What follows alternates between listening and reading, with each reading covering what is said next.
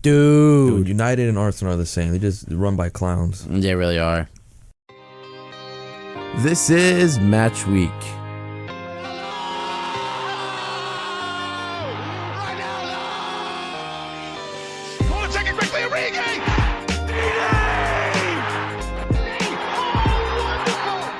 You are joined by myself, Ardi Emini. We discuss everything soccer, from the highs and the lows in the sporting week to the news that is relevant to you.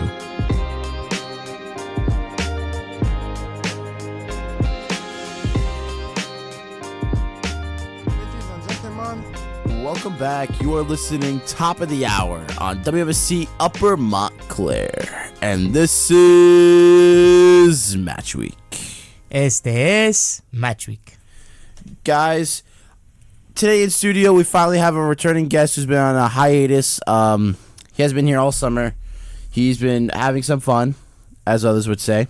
Working. Working. He's been working, guys. It is Dejan Bursac, guys. Let's give it to Dejan. What's up, Dejan? We're back after the hiatus. I'm so glad I'm back. Thank you for having me back, Artie. No problem. Just don't forget the rules of the mic, Dejan. Have it right in front of your face and don't speak to it on the side like Besmir. Yes. And guys, we have a new guest here. First time on the show. He is a longtime Arsenal fan. I feel sorry for him.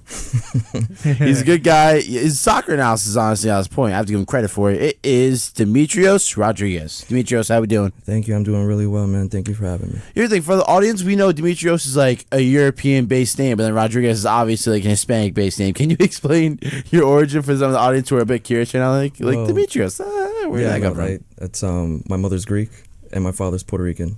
Called it. I called the Puerto Rican part, right? Oh, you the Greek did? part. Oh, I was like, his name can't be Demetrius. He's not Greek. There's no way. Yeah, we were really There's no way. He was like, oh, he's going to be on the show with us today. I'm like, oh, Dimitrios. He's like, wait, bro. I'm like, yeah, I know. It's a total Greek name, bro. Yeah. My mom wanted a Greek name because my last name was Rodriguez and everyone has it. So she was like, you got to have fair. a Greek name. Yeah, it's fair. It's dope, dude. Like, imagine like pulling up to class and it's like so many people like there's a decent amount of Hispanics with last name Rodriguez, like James Rodriguez, obviously, the most notable one. But like, imagine pulling up to class and it's like, oh, Dimitrios Rodriguez. Yeah, that's right. I'm different. What's good? Yeah, I always stick out all the time. All right, guys. There's been a lot happening this week. A lot, from the Queen passing, R.I.P. Rest in peace, Queen Lizzie. We love you. To Thomas Tuchel getting sacked. To the Premier League games getting postponed and going on for next weekend, and also the Champions League coming back, guys. We've had a lot going on. Now, what are we thinking for the Premier League, guys? Well, with the long hiatus. Yeah, it needs to come back. Yeah, it needs to come back, right?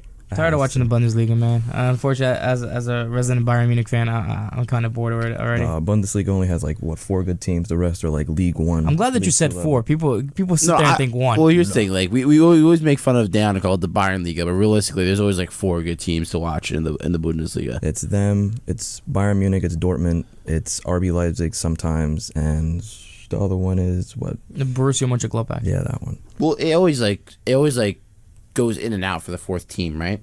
Yeah. Because the 4th team, it's always like a Mönchengladbach, and then it goes to a Mainz out of nowhere, and then it goes to Hannover 96, and then it goes to back to Mönchengladbach. It's the 4th team is always like a yo-yo club that just goes up and down. Now that 4th team's been Leverkusen. Yeah, Leverkusen. By Bayer Leverkusen. Yeah, they've been good. Good academy. Yeah, they're always rotating in and out.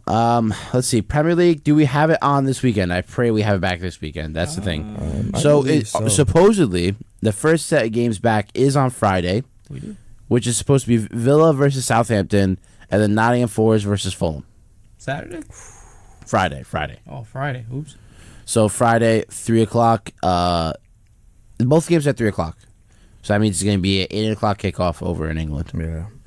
It's late. Yeah, it is late. It is late games, but I guess for Queen Lizzie, they made them a little bit later. Here's the thing. What do we think about this Villa-Southampton game, guys? Go Villa. Go Villa. But, Villa, here's the thing. There's only a 3-point difference between the teams, right? Yeah. And it's very early in the season still. We're only 6 games in. But it's 17th versus 12th. And Southampton have had a solid season so far, a solid first few games so far. To the point where, Man United, when they played again, I think this is the prime example of a game where Southampton are having a good season. When you have a Man United team that's, back in form, right? Finally finding their footing.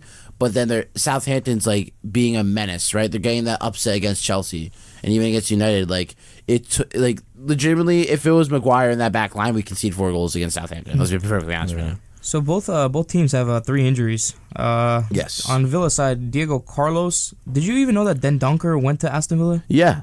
That was a deadline day transfer. Yeah, that was a deadline I had no day. clue of that. You see, Dan, if you had listened to WMSC's special broadcast for deadline day. I don't even want to talk about that transfer. It got me so bad. We were supposed to get Diego Luis, and that's the reason why they bought from him, and then he didn't come, and it was just a whole big mess. And Matty Cash. And then on the other side, I didn't even know Caleta Char went to Southampton.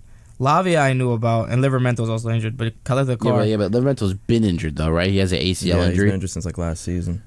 Oh yeah, but He got injured in January. But even for Villa, I think the biggest injury they have right now is Matty Cash, someone who's been with the team for a few seasons or so, always been a solid right back. Switched nations, went from being an English national to Poland, Smart. bro. Smart. Mihao, you hear that? He's a Polish national. Come on.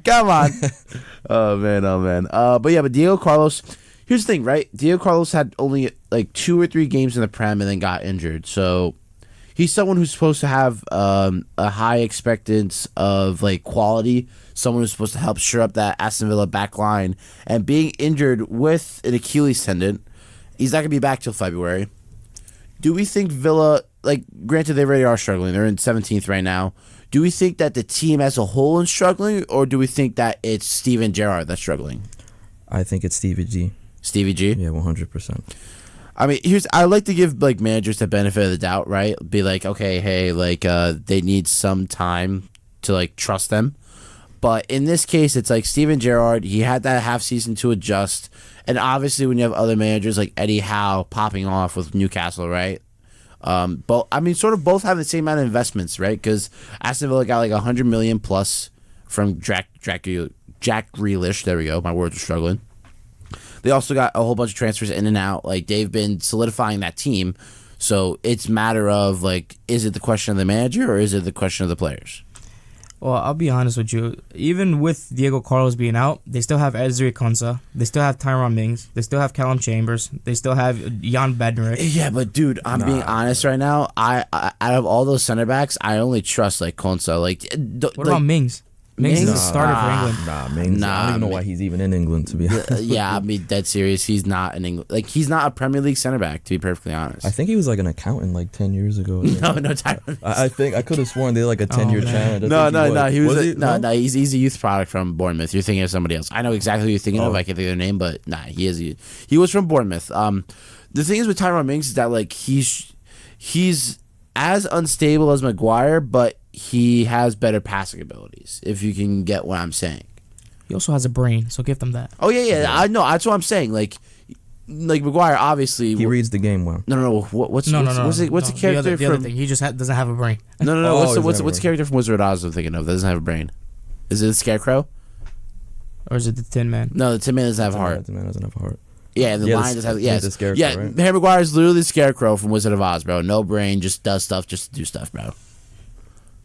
Nope, no laughs, guys. Let's see how it is. No, I'll just leave, guys. Okay, that's it. Matchweek's over. Thank you for coming on air and listening, guys.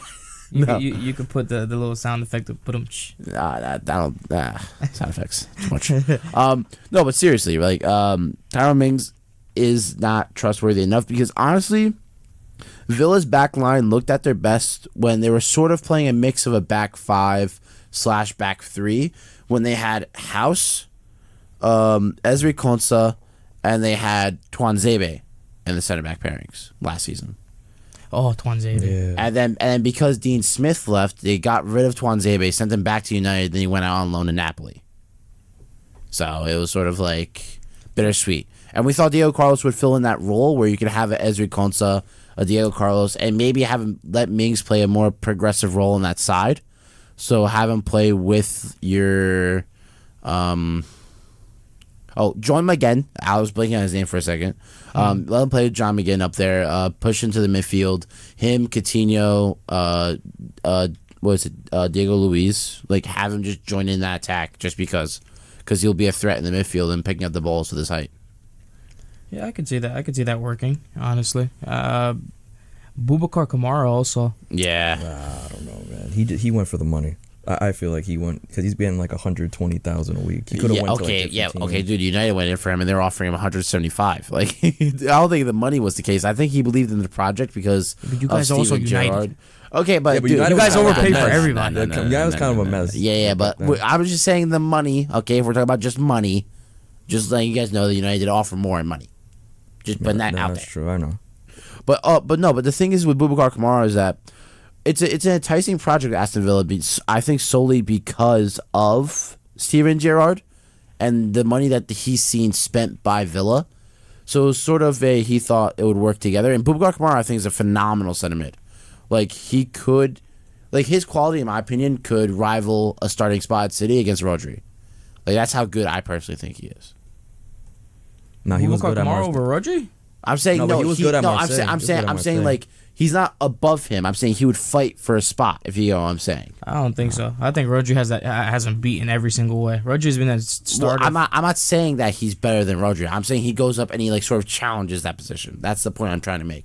Listen, if Calvin Phillips can't challenge Rodri for a position, what does that tell you? Yeah, but that's just mate, don't even get me started on that because that's Calvin Phillips is a signing that I think Liverpool needed in the summer. Oh yeah, their midfield. Liverpool needs lots of stuff. Yeah, they need lots of stuff. Okay, we'll go on to them in a bit because I want to do it game by game. But yeah, Aston Villa Southampton is gonna be a fun game. If I am a neutral and I want to get into soccer, I would 110% tune into that game. That's gonna be a fun game. I agree. Nottingham Forest versus Fulham is basically Jay Lings versus Mitrovic, guys. It's gonna be Fulham. Fulham. Fulham. Ardi So Mustafa, how dare you not believe in the Mitrovic train? How dare you? I've been waiting for this day specifically. Yeah, how Dan. dare you? Every day, ever since Dan heard that on air, he's been texting me like, I might get my revenge one day back on air. It's crazy. I'm making vengeance. I'm gonna make it clear. Just like everybody said, you don't have to believe in the Mitrovic. That's okay. But he's proven himself in the Prem. He's proven himself in the Championship. He just needs a big club. That's it. If you give him a big club, you give him maybe even a backup for Liverpool or something like that. I think Mitrovic also just needed time, dude, because when he made his first appearance in the Prem for Newcastle, no one assumed he was bad. Like he was getting goals here and there. It was the time where Newcastle were at their poorest that he was sort of suffering when they got relegated and everything. They got relegated. He left, went to a different club. That club got relegated. Yeah.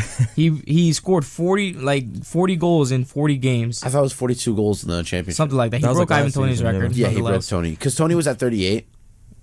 And I think he got 4 more goals. Yeah. So he broke that, brought Fulham back to the Premier League, and now is still on fire like he never left. Yeah, exactly. I don't know, because also Fulham's recruitment has been really, really good, right? Like very smart. Like Andreas Pereira, I always thought he was a half-decent player, but I never thought he could be performing like how he is right now at Fulham, personally. I don't know if anyone else thinks like that as well. I think it's because of the pressure that, when you're at a big club like Man U, you probably felt that pressure. That too, but I think also being at a club where you're sort of like the guy in a way, not like Mitrovic the guy, but like you're seen as like an important role, right? Like you're sort of seen as like one of the stars there. I'm pretty sure Mitrovic is the guy for Fulham. Well, no. I'm saying like I'm not saying like the guy, right? Because obviously I say it's Mitrovic. I'm saying being one of the headline stars there. Oh, okay. It's only so as a group, like it's him and then somebody else accompanying him. Pereira, and then who else is really like a headliner for them? Leno. Bert Leno. I mean, no, he's a good goalkeeper. He's a good goalie, but I'm not saying. I'm saying like being a star of a team. Oh, the kid Moussa Diop from West Ham. Yeah, that's right. Yeah, he swapped sides. Yeah. Yes. That's the other side. Okay. Also, they brought in Kevin and Babu. But here is my question. I have this argument with Besmir all the time. He's a USA national. I know what you're talking about. I'm proud of Tim Ream. Oh. He is not good enough to be starting in the Premier League. I'm sorry, he's not. I personally I don't know. Tim Ream's an old dude. He's like an old guard. That's what I'm saying. US well, the thing is, team. he's been playing in England, like just England in general, for like 10 years. I think 5 out of those 10 years has been in the Prem, and this is his 5th year back in the Premier League. So it's not like he's a horrendous center back. I think he still has a job to do in the World Cup. I just don't think where if you're a Fulham and you want to take your club to the next level, that Tim Ream is that guy that'll bring you to the next level. Yeah, but I think they keep him there because like he's been there. Oh yeah, obviously for locker room, I think he's perfect for the locker locker room. 100%, I agree with you on that part. Plus in a back 5, I think he's helpful too. If you have him, Shane Duffy, and Issa Diop, and then you have Anthony Robinson and Kevin Mbabu. Oh, Jedi Robinson. Yeah, bro, you are chilling. I mean, plus I mean, Paulinho has been looking clear as well, dude. Yeah, so Paulinho. Everyone thought he was going to good. need time to bed in. Nah, No. dude, he's been in, He's and I perfect. love it. So good. That's what I'm saying. Him, Andreas Pereira, and even Mitrovic, and Daniel James. The most disrespected footballer in world football is Daniel James. Leeds disrespected. Now he's at Fulham. He's starting. He's helping. The respect needs to be given. He should have never left Manchester United. No, should have never left. Should have never left. I don't know. I think he's like a pace merchant. It's not in much. my opinion. He is a pace No, merchant. okay, he is, but I think in a good way because he has very good off the ball movement. Like he knows when to get in the right spots at the right time, when to sort of accelerate into space.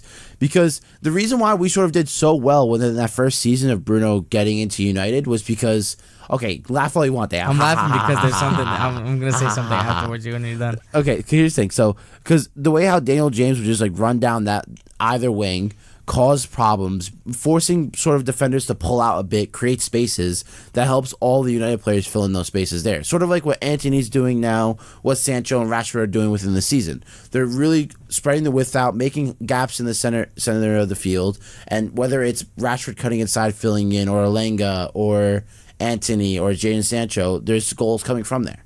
And I think that Daniel James is a prime example of how you can make that work. Now make your joke, please. No, it's not a joke. It's just that you're completely wrong, but it's okay. I'm completely wrong. When you have someone like Dan James who has blistering speed, your guys' attack consisted of send the ball forward. Dan James is somewhere up there. He'll get to the ball and hopefully he'll service it to one of the forwards. Yeah, but no. But the thing is that Division 3 college soccer. Oh, get out of here, bro! Get out of here! Grab the ball, punt it You forward. are saying that we're playing kick and run soccer at the time. You were. Out You were. of here, bro! 6th place. Out of here.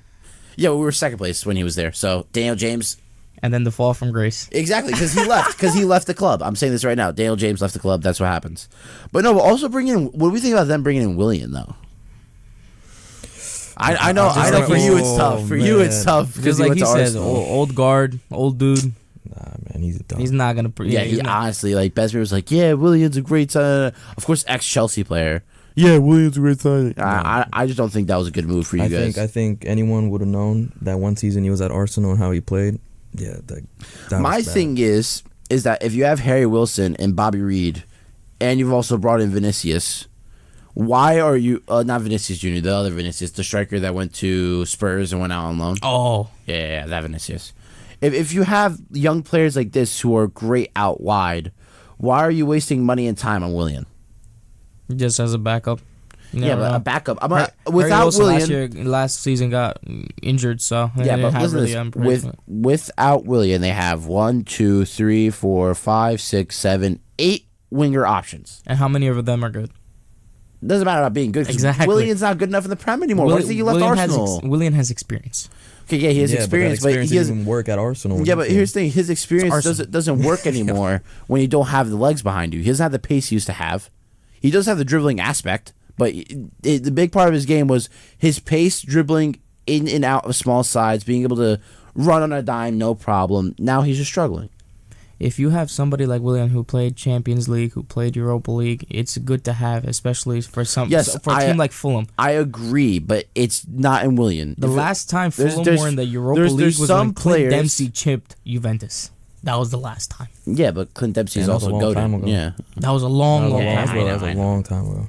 So, But like I said, those two are going to be fun games. Now, for the Saturday lineup, we have Wolves versus Man City, Brighton versus Crystal Palace got postponed, don't know why.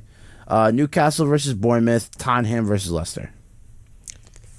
okay, well, it's pretty obvious the first one, City are winning comfortably. Yes, dude, Holland is inevitable. Dude, I thought Holland was gonna struggle this season. I really okay. thought. I'm not gonna lie. On this show, we all knew Holland was gonna have a 20+ goal season. We called it from the get go. Yeah, I already knew that. That's. Well, yeah, it was made in the Bundesliga, so of course. Dude, we talked about it as soon as it was agreed to City. All of us were here. We were like, dude, minimum 17 goals from Holland, minimum, and that's if he gets injured. He's guaranteed 20+ goals. Yeah. I think he might be 30. He's a 10 right now. I'm gonna say if he keeps up his form right now, he might beat the record. Because I think what Salah beat Henry's record, Yeah. I think he might beat Salah. I'm calling like to this year maybe 26, 27 goals.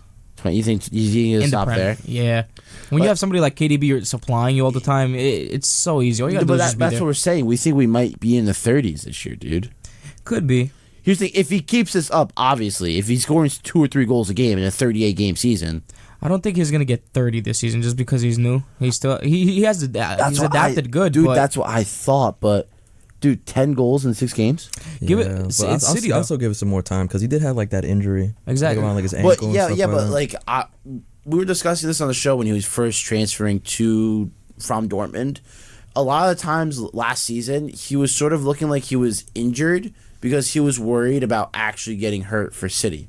So like a lot of these like small knocks that footballers will play with and that like they're not too concerned about, he was taking it a bit more of an exaggerated route because he wanted to make sure he's in perfect health when he went to Man City. Well, now that's a good option for him. Now you can see he already has 10 goals in the Premier League, and it had just started.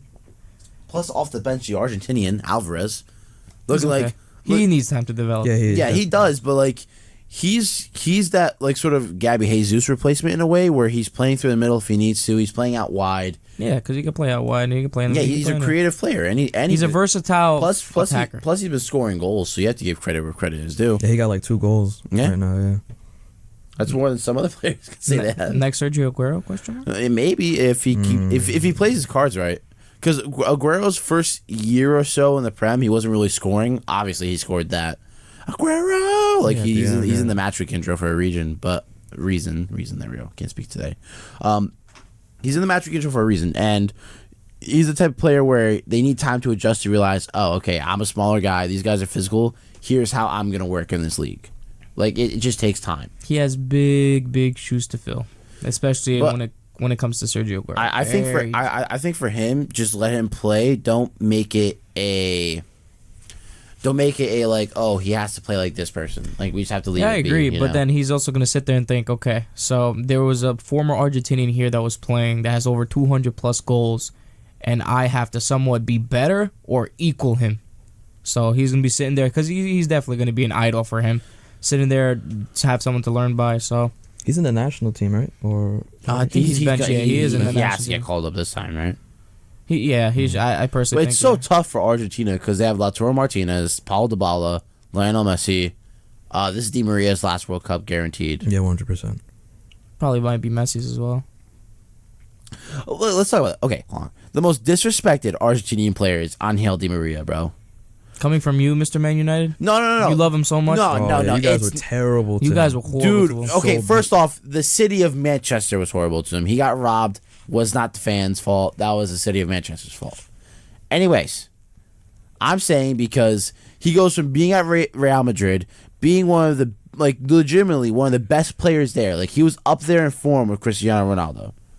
He was absolutely sensational. That's a very big... Dude, you're going to tell me that Angel Di Maria at Real Madrid was not a phenom? Yeah, he was good. Nasty. He was nasty, bro. But we're really talking good. about Di Maria, and then when you compare Di Maria to Ronaldo at Real Madrid, that's wild, But, bro. dude, listen to this right now. That's wild. Does no one remember that, like, sort of front three mix of... Well, front four. It was Di Maria behind Benzema, Ronaldo, and Bale, bro, for that one season before James came in.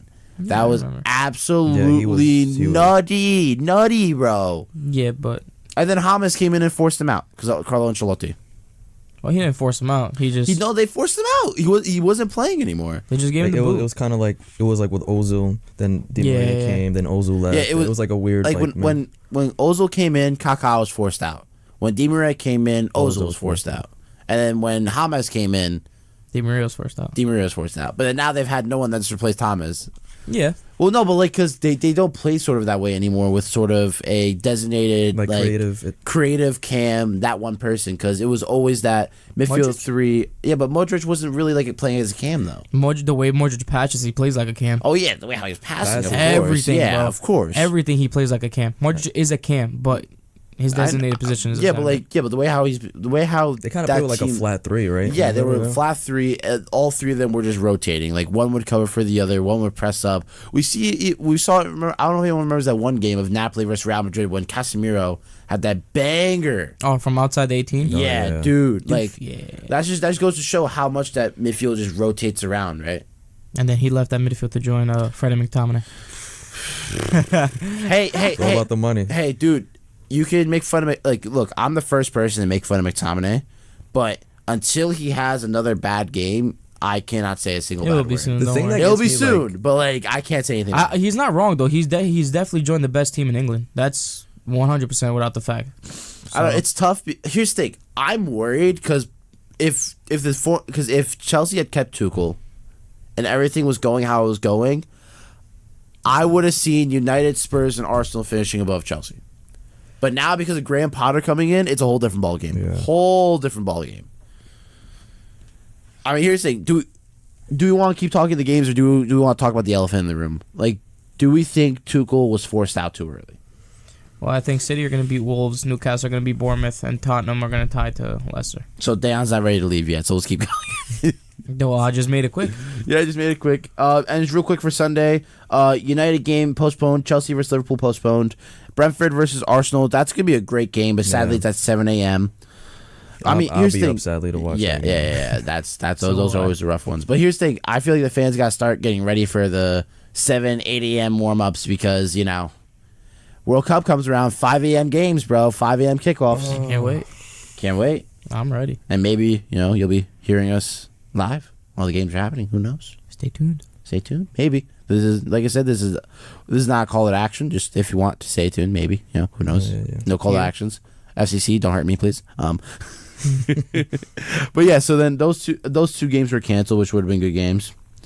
And then there's only the elephant in the room. But also, real quick, there is Arsenal women's versus Brighton women's. Arsenal women's. No comment. No. Arsenal women's. Arsenal women's, and then Man United women versus Reading FC. No comment. Man City. No, Reading. Oh, Reading. Reading versus Man United. Reading's not too bad. Have you ever heard? Man United. Name one player from Reading. Name one player from Reading. Are you looking at the list? No, I'm not. Dan didn't say how. I need to find out the squad. Come on, man. It's Reading. Rachel Rowe. No clue who that is. Chloe Peplow. Emma Harries. Taylor McDonald. That's easy. McTominay's sister. Oh, yeah. Okay. Realistically, I think there's one important. The Man United's women's last game, I think, won 13-0. Yeah, the Man United women's team is goated, bro. Goated. One of the best players there, Jackie Groenen. You can't tell me otherwise. The Dutch midfielder, she's insane, bro. I don't know who that is. Nutty. So good. I mean, but then that team's so good, but then they'll go against the under 15s, and then the under 15s will destroy the women's team. Nah, well, at least I know with the Premier League being postponed, I know what Ardi's been doing for the past week. No, I've always kept track. No, I've always kept track of the women's team, dude, because they also signed a whole bunch of Americans as well, which was fun to see. Ardi sat there and predicted the scoreline being 20-0. All right, guys, come on, let's address this right now. Thomas Tuchel, was it too early or was it the right timing? I'll say a little bit too early, but I think this all has to do with Todd. Boehly. 100%. I feel like it's a mix. All behind him. I blame Boehly. I think it's a mix of both. Because supposedly, from what reports have come out from personal statements of Thomas Tuchel and of Todd Boehly, that Boehly was very involved with the management. He was very involved of hey, talk to me. What should we do? Here are some of my suggestions. Of course, obviously the Ronaldo rumor when it came around because Boehly had mentioned it. Hey, is that really a possibility? And supposedly what's come out is that Tuchel was sort of snary in a way. I don't know how to explain it. No. He was obviously against it, but the way how he's against it was sort of really sarcastic and a bit rude in a way. Sort of I'm better than you, no better than all of you. Well, technically he is. Well, yeah, technically he does, and he has every right to explain it like that. But I think when it comes to the to management and ownership, you sort of can't be as blunt like that, especially when you struggle in the beginning of the season. Todd Boehly cannot talk to Tuchel if Tuchel won Club World Cup, Champions League. So but the Champions League, dude, I say this all the time. That was Tuchel taking what Lampard perfectly started and just emphasizing on it. That was not Tuchel football. I'm not Besmir, so if I could give him a call, he can explain it to you.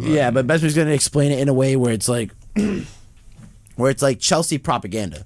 where it's like, wrong, Thomas Tuchel, best player in the world. You cannot tell me otherwise. Thomas Tuchel, great. You are underestimating him. But here's the thing. He'll go from, like, defending Thomas Tuchel to be like, yeah, Graham Potter in. Who cares about Tuchel, you know? He's the most, like, lopsided Chelsea fan. That's a lot of Chelsea fans are like that. No, he's delusional. like Ardi Mustafa, even though he had a... No, that guy's delusional. No, okay. Even though he had a Mitrovic call, which wasn't unsure of, right? He's still a very rational Chelsea fan. Like, he won't be like... He won't go to the lengths that Besmir goes of being like talking about Chelsea dominance and all this. But here's the thing: with Graham Potter coming in, though, he's bringing the whole staff with him from Brighton. Yeah. So it's not like it's just Graham Potter by himself. Well, I'm waiting for this to load because I have the details. If it can help me. No, he's bringing like the assistant, the goalkeeping coach. I think it's a complete. Like he's bringing his whole coaching staff, and he's bringing two of the head statisticians from Brighton, that's how Todd Boehly rolls, right? With his what is it? He has the LA Dodgers. Yeah, he has the Dodgers, and Dodgers are a big like Moneyball type team, like with the stats and everything. I think bringing Graham Potter is probably the worst idea. Yeah, but you also don't know managers, so I don't know what you're talking about. Yeah, if you're gonna make fun of me, I think Graham Potter's gonna be a good idea, man. It's Chelsea. When you think of Chelsea, you think of top managers. You don't think Graham Potter out of all people Graham Potter would be sitting as a first-team manager. Yeah, but guess what? Yeah, but they're trying to build like a project over there. Nah, that's man. what I think. If they're building a project, they got the wrong guy. No, they did not have. You have the options. Are you kidding me? Brighton has been consistently well for like 3 seasons. You have the options as Zidane. You could have went anywhere with Brian's waiting for the French. Bro, what Graham Potter's been able to do in the beginning of the season to have Brighton fourth place, dude. The season before, it got them up to 9th, their highest Premier League finish in history. That's fine. That's fine, but still, you need somebody with experience. You were talking about Chelsea, who are going into the Champions League. Yeah, okay. The guy has no knowledge. Okay, I hear what you're saying about experience. I hear what you're saying about experience, but he's a man of one-off games. Nah, man. Yes, he is, dude. Those one-off games against you're not playing. He doesn't play City every single week in the Prem. His team is always the underdog in the Premier League. Always, they're the underdog. I'll give him till January until it says here we go. He's getting sacked. He's not getting sacked. This is Todd's guy. No, yeah. Every owner wants a guy. Yeah, the same guy that said Kevin De Bruyne and Mo Salah were part of Chelsea's youth academy. Come on now, man. Okay, well, come on now, man. The guy has no clue about soccer, technically, man. De Bruyne was. No, he wasn't. Technically, he was bought. No. But he was too old. And Salah did play like under Mourinho. Salah played under Mourinho, but they were not. They didn't come from Cobham. They didn't come from nowhere there. What I'm saying is that they were bought as youth. So obviously, Boehly could. Here's the thing: Todd Boehly's coming into a new sport, and he's trying his best. And also, you heard about those comments, like the whole All-Star. Yeah, I don't know about that. Yeah, but here's the thing: you see, Todd, what he's doing, he's sort of being smart though. He's bringing attention to him and the team. He's sort of like he's doing what he does with the Dodgers. He's causing a ruckus. He's bringing in disbalance. He's bringing in some American influence and mixing it up. Because we're used to the Cronkies. We're used to the Glazers, who are American owners who we don't really prefer. And now we have Todd Boehly, who's trying to be different, who's trying to get involved at least. The Glazers we don't even see. Kroenke likes to sit in his desk and not move anywhere, whereas Todd Boehly's as involved as we can be. So all we have to do is give credit where credit is due. That's my opinion, man. I don't think Graham Potter's the man, but no, I think Graham Potter, like Brighton just was missing like a gunman up front. They really were. Like if they would have got like a number 9, a good like decent number 9, they probably would have been like Europa League at least like twice back to back. Yeah, I agree with you on that. That's been their biggest issue as a striker, and also being able to get Danny Welbeck to look like a solid footballer. Yeah.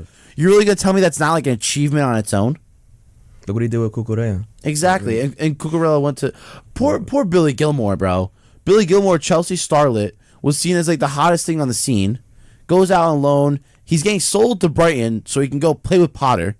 Yeah, now he's... And then Potter's leaving Brighton, so now he's trying to get his contract canceled, terminated. Yeah, because I feel like Potter would have definitely played him. 100%. Oh, 100%. 100%. Now that Potter's coming in, bro, there's going to be no Jorginho. It's going to be great, bro. I hope he like messes with that team and makes it like as good as it actually can be. And also, funny thing enough, they don't even have like a legit like number 9 over there either. Yeah, that's the thing. They're probably going to play the same way as how... Well, I mean, Chelsea has Aubameyang, but Aubameyang was brought in for his connection with Tuchel, right? Tuchel, yeah, and then now he's gone. Yeah, so it's going to be... You saw how he played in Champions League? Yeah. Oh, he should have stayed at Barca. He really should have. The guy wanted to leave London for Spain, went to Spain, and then said, never mind, I want to go back to London. He got like robbed, right? Like they broke into his house. Yeah, he broke his jaw. Yeah. Speaking about that, Thomas Muller just got robbed yesterday. Yeah, Oh, what's with all these football... Dude, hide your address is better. How do they find the address? I don't know. Well, you think people are just posting... Never mind. No. There was a certain incident between a musician. Yeah. No, but like, dude, so... It was sort of... Is it like on Yellow Pages? Is it... Phone book? Phone book?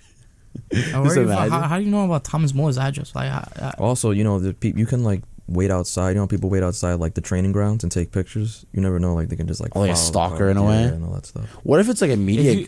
What if that, it's bro? You're very weird. No, listen to this. What if it's like a media guy that's like one of the like photographers for like The Athletic or something? I'm not saying obviously Athletic. This is not like associated to you. You're the first press I thought of because you're really highly regarded. Blah blah blah. But what if it's like one of those guys who are like newspaper photographers that just like follows them, but then like sells the addresses for money? You know how weird though you have to be to sit there and rob somebody. Like, how down bad in life do you have to be to sit there? And you're specifically robbing like a football player. Like one player. Yeah. Like, you're not robbing like Cristiano. You're robbing Thomas Muller. Thomas Muller ain't do nothing to nobody. Yeah, but like also they probably think like Muller's got like a whole bunch of like prized possessions and stuff they could steal. The only prized possession Muller has is his horses. I don't know, dude. Actually, no. The player swaps with jerseys and stuff. Some of those jerseys can go for a lot of money. There. He has Evan's Golski right there. They're all just sitting there. Well, no, but even like swapping, like if you have like an OG like Real Madrid Ronaldo kit, if you swap with him, that goes for high value in the resale market. You're gonna sit there and look for jewelry first. You're gonna look at jewelry. You're gonna go through all those kits. Like, yeah, I want this specific one. No, but I'm not saying just I'm not kits, touching anything else. As long as it's the Messi kit, I'm grabbing it. No, I'm not saying just kits, but that's the example I'm making. That with a footballer, it's a really dynamic, like sort of, a dynamic ensemble they have in their homes. If you were to rob one person from that Bayern squad, you'd probably rob Manuel Neuer. Why?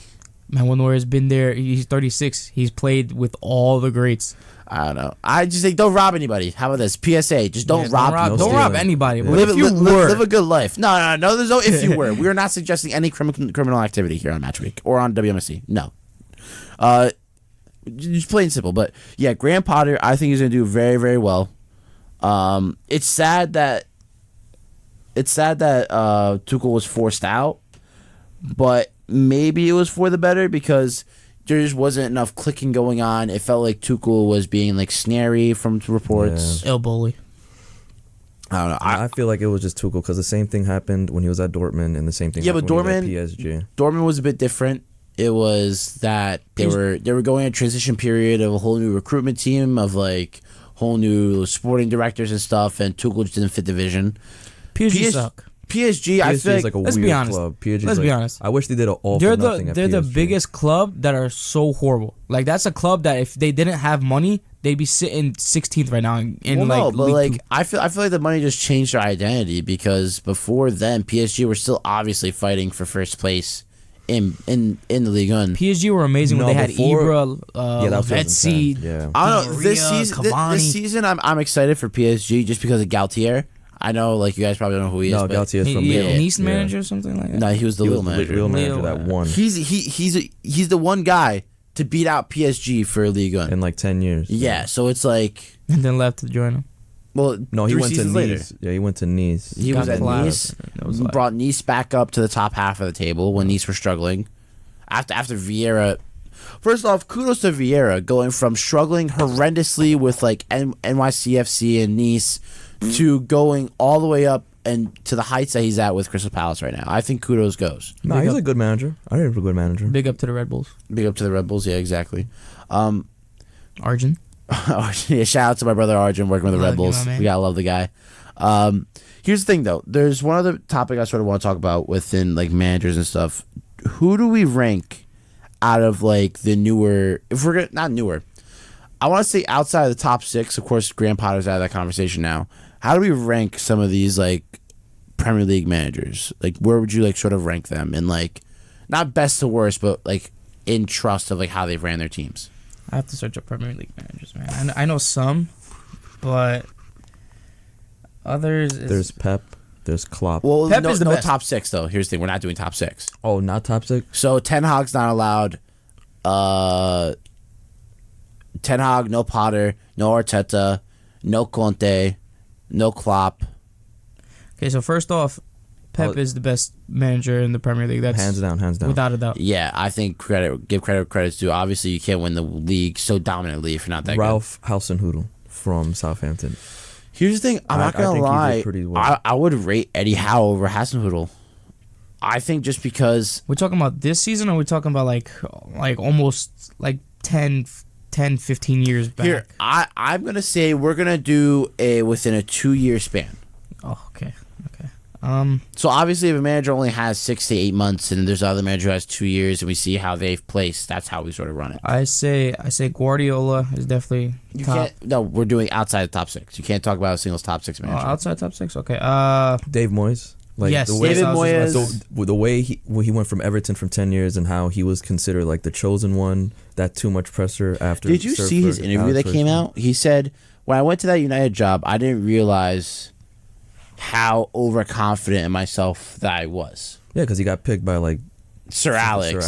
and then like he said like my ego was inflated, and I think I wasn't ready for how horrendous that club was going to be ran. Because nobody knew how much Sir Alex Ferguson was actually doing. Yeah, a lot of those OG like guys like him and like Wenger were like the last two, I think. Yeah. That we'll see like a manager being there for like 10 to 15 And like more years running a plus. project they and run like hiding the everything. cracks of like problems with the club. Like, Yeah, because when it came to those two guys, they had the final say in everything. yeah. But then here's the thing: David Moyes, Watch this. he left Eddie Howe. Eddie Howe. I think he has to be top of that list. I I love Eddie Howe. I love. Here's the Eddie thing: in Howe. my opinion, it's Eddie Howe. It's Moyes.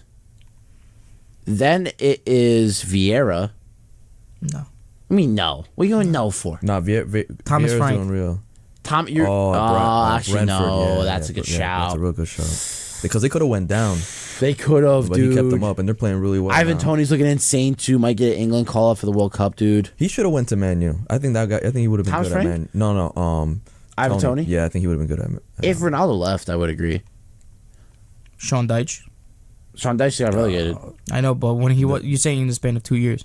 Yeah, but also we gotta talk about current Premier League managers, right? So Scott Parker has managed in the Prem twice within 2 years, 2 different teams, and he's obviously garbage. I think he's only good for like championship. Like I think he's good at promoting a team, Yeah, and then but once he gets up, you just got to get rid of him. Alan Pardew.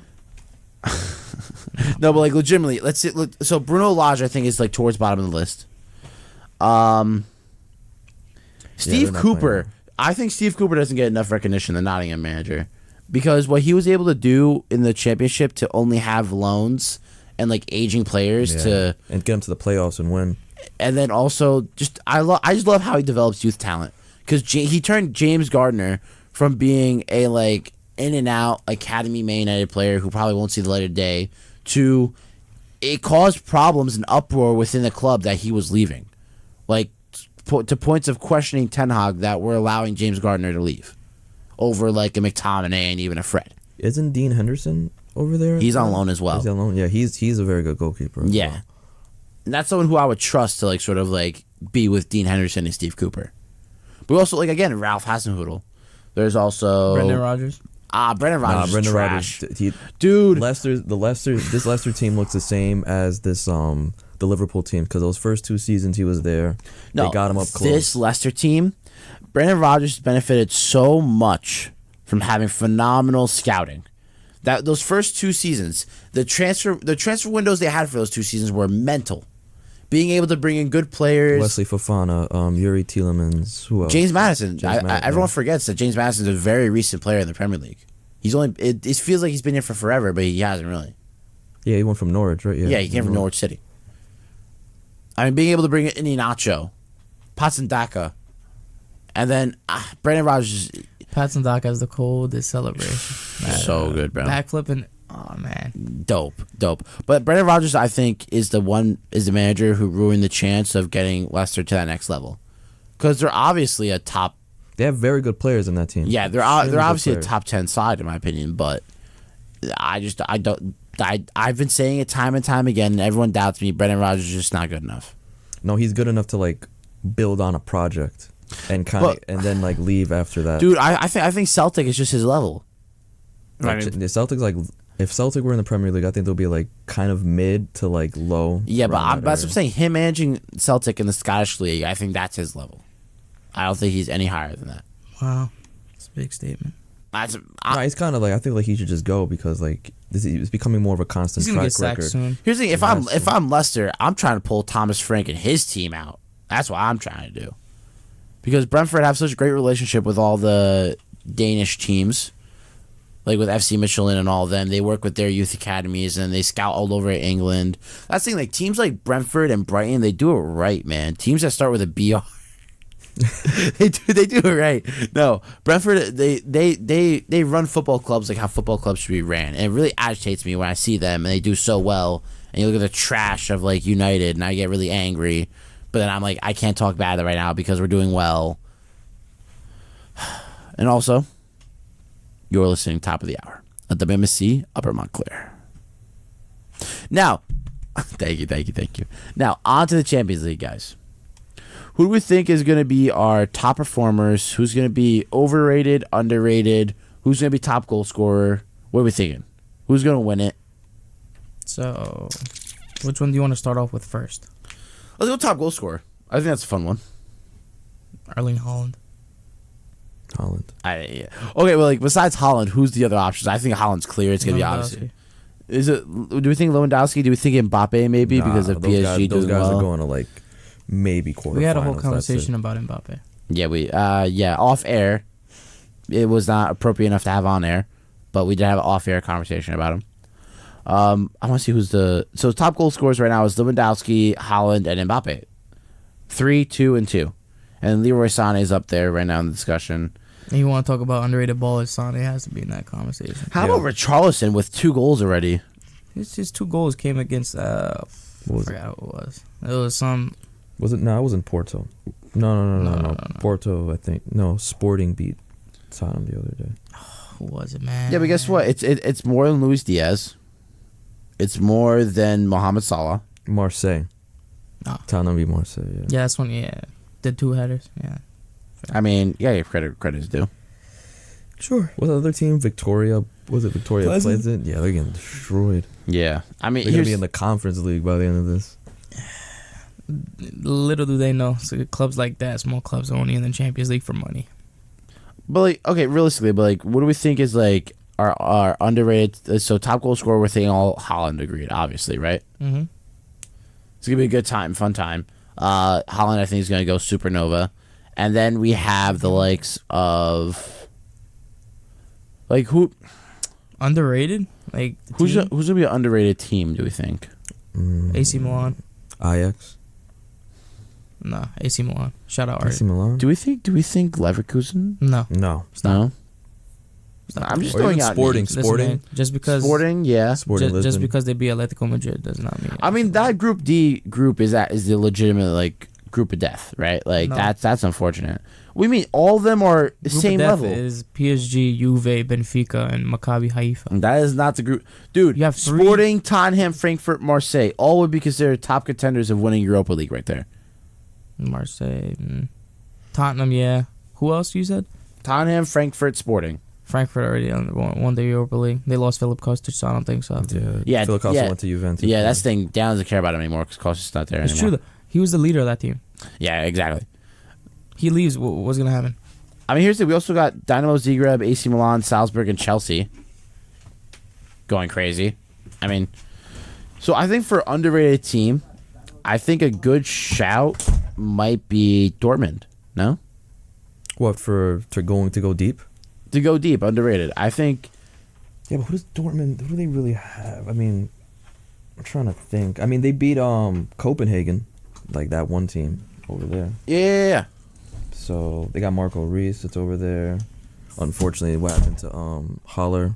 Yeah, That was Seb Haller unfortunate, with testicular cancer. We've talked about him a lot on the show. Apologies. I think if Dortmund, I think they might maybe quarterfinals, round of 16 at best. For me, I think it's because of how insane their recruitment's been over the summer. they got Schlotterbeck. Yeah, Nico Schlotterbeck's insane. So here's the thing, right? They got Nicolas Soule. They got Schlotterbeck. They got Mounier. No, Mounier's already there. Yeah, Mounier's already there. They brought in Modeste, who's decent. They've also still got. They brought in Ardi Emini, who was class. Oh yes. Oh, what an amazing baller. That's what I'm saying. Just kidding. I mean, just kidding, bro. Got him. No, Ardi Emini. He needs a little bit more time to develop because he's playing in that like farmers talking league about over there. the shoe is right here, and you know who shoe this is? Holland's. Yeah, but and no, the shoe after him is Lewandowski. Dude, obviously no one's gonna fill in Holland's shoes that fast. Like Holland's like those generational players. Listen, right they there. also did bring in Daniel Malen, who they thought was gonna be like Ardi Emini in terms of speed and this and that. But they brought in Daniel because he was gonna work well with Holland. Also, I love Daniel. He should leave Dortmund though. Yeah, he's good at with link of play. Good fit over there. I think West Ham, Daniel Malen. I think he would fit phenomenally. He's sort of like that Mikel Antonio mold, but except he'll finish more. And I think he was at Arsenal when he was like younger. I think at the academy. I think way younger. Yeah, you're right about that one. I remember he left. Yeah. Who, Ardi Emini? No, Daniel Malen, like yeah, back in the day. Yeah, you're right. FIFA 12 type thing. Okay, guys, winners. Who do you think's gonna win it? Bayern Munich. Bayern. Yeah. Good shout. Real. Okay. I mean, here's the thing. They brought in Tuchel, but they've lost Casemiro. They've lost, Isco, but like he was Real just a Madrid squad are player. technically the title contenders, but I like to mix it up a little bit. I'm just gonna throw my team in there just because propaganda. Yeah, propaganda. Just like how Besmir will say his team, even though his teams are in I shambles think right now. AC Milan might be one of the sleepers too. I think they might. Well, here's the thing. I feel like Real's a good shout now, especially with them bringing in Rudiger. So like, it's not just David Alaba in the back with a random center back pairing. Send it back 3, I'm telling you. I mean, because they probably will go through at the back. 3-4-3. Yeah, I can see that happening. But also having a Tuchel, a Camavinga, here's the thing, this new guard of midfielders with Valverde, Tuchel, and Camavinga is absolutely disgusting. Disgusting. It's okay. No, it's disgusting. Dejan just loves to downplay everything. Listen, He's man, like, it's definitely not better than Kimmich, Goretzka, and Muller. That's for sure. Yeah, but that. Yeah, but I'm saying of a new guard, right? Of coming in, young players. Yeah, Real's about to go through like a whole transition with like that whole 11. Basically. Yeah, it's and then probably adding Mbappe after he decides to stop. France is boring, and I want to go score somewhere else. Well, here's the thing, right? I mean, I think also another team to talk about is AC Milan, because they're coming off of a high of a Scudetto, right? Forza Rossoneri. But the thing is that they're still gonna have Zlatan out for a bit. That's okay. Lose Champions League experience. They have Leao, they have Rebic, they have Giroud. that new kid from Belgium. But here's the thing. But Origi, Rebic, and Zlatan are injured. Yeah, and Ketelaere. Yes. Tonali. Sandro signed a new Junior Messias, I think, deserves a good shout. I like him. Yeah. Even that new French kid Pierre Kalalou. Yeah, he's nice. What did I tell you? He's nice. What did I say? What did I say? Center back. He's not a right back. What did I say? It doesn't matter. He's a center back. He's not. No, we talked about his like good qualities on the show. We've said he's good, but they and I had an argument of what his position was. When he was in the youth, he played right back, but I feel like he was just put out there. I feel like he's more of a center back. The way he like his position himself. was a right back. He tried out center back and excelled in that position as well. So he could play either or. Do I still think he belongs in the team this season? Of course I do. Hold on a second, but dude, they also brought in Serginho Dest, dude, and I was so I like AC Milan, like they have an affinity in my heart, but I was so angry because I wanted him to go to United so bad. Why? Because, dude, we need a right back. No, you don't. Yes, we do. And also, he played really well at Ajax. Yeah, but you can't rely on one right back all season. Well, that's your guys' fault. Yeah, exactly. That's what I'm saying. Shut up, Dan. L-board. No, also, you have Tamori. They have Teo Hernandez. That kid from Bordeaux. Yes. Yancy Aldi or something like that. No, I know exactly what you're talking about. Yeah, he's good. He was from PSG. I remember him. I'm not gonna lie, no clue. Here's the thing. My prediction for their midfield 3 this season is gonna be Sandro Tonali, Benacer. Oh yeah, Ishmael. Remember he was at Arsenal too. Yeah, he looks different. Whoa, Ardi. He looks buy him dinner good, first. Bro. He was at Empoli. I remember that. I remember Arsenal was about to buy him back. And Empoli? No, Empoli. Empoli. Oh, Empoli. And I heard Pole. I was like, who's that? No, my bad. You're good. You're good. No worries. Dan likes to pick fun. I remember I was just genuinely they had a buyback clause for like $3 million for him, and then Emery was like, "Nah, we don't need him." And The report came out for United's buyback clause for Depay. Do you know what it was? No. a couple bags of chips and surprise. It was $13 million For from buying it back from right From before. Lyon? Yeah, right before he went to Barca, United had a buyback option. And they just sat there and think, nah. Yeah, they were like, nah, let him go. Who cares? I'm like, dude. United and Arsenal are the same. They just run by clowns. They really are. I mean, now with Ten Hag there. Here's the thing. I have to say that United Arsenal game was a game of tactics, dude. Yeah, they screwed up. Arteta screwed up with all those substitutions. But I don't think it was Arteta screw up. I think it was just Ten Hag getting in his head because they both have tactical prowess, and just honestly, just like with Ten Hag having more experience with that Ajax side. I was watching a stream on Twitch, right? Mm-hmm. And there was a guy who was making fun of Anthony. Oh, Anthony hasn't done anything. He got the ball, didn't do anything. I know he was And going to a score. second later, literally after he finished that sentence, Anthony scored. And he goes, of course, right after I said it. And he's speaking in English, so he's using slurs and stuff like that. He goes, he scores. I'm so pissed off. I'm so upset. He just kept going on a rant. Yeah. Now, here's the thing. Anthony is someone who, if he was in the Champions League this season, because United bottle jobs. If he was in the Champions League this season, I think he'd be like one of the starlets, like one of the outstanding players. I feel like you guys are gonna be like the Jose Mourinho type of team for this Europa League. I think if you guys have a good, strong chance of winning it, especially with this type of team. I feel like this time around, especially with the Ten Hag in charge, because if Ten Hag can make it to the semifinal with the Ajax team. If you guys do, even if you guys, I think, pretty sure get even to the finals and you lose, I think you still have an automatic qualification spot. My thing is that I would much rather have United focus on the Prem, Europa League. I think. Yeah, I'd focus because, on Europa dude, League too. honestly, with Spurs and Arsenal flying high in the league, because Antonio Conte just cannot thrive in the Champions League. He's more of a domestic type. Exactly. So for them, they're probably gonna get top 4. Arsenal, I think, is of course in contention. I think they might just either get 4th. They just have to be able. Yeah, but I think you guys are gonna be top 4 though. The only worry for you guys is if Chelsea pops off with Graham Potter. Oh, you're an Arsenal fan?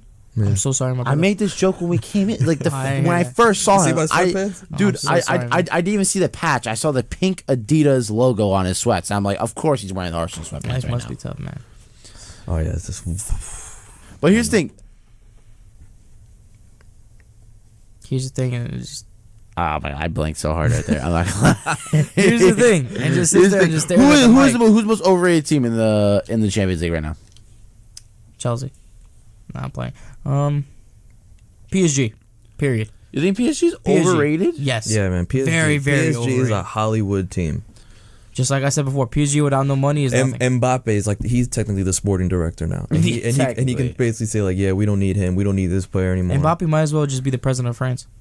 Yeah, because the president of France did call him to stay at the team. Are we sure Barcelona's not overrated?